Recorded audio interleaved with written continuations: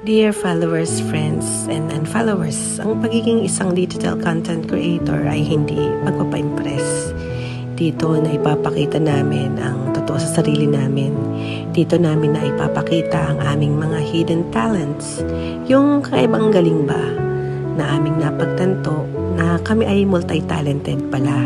Ika nga sa kanta ay come what may sahod man o wala, ay masaya na din kami kasi dito kami nag-enjoy. Kaya sa mga followers, friends, and unfollowers, kapag naman dumaan sa wall ninyo ang mga content namin, pusuan man lang or mag-comment kung nagagandahan sa mga content namin. Huwag niyo po sanang gagayahin ng iba. Hindi na nga nag-like, i-unfollow ka pa.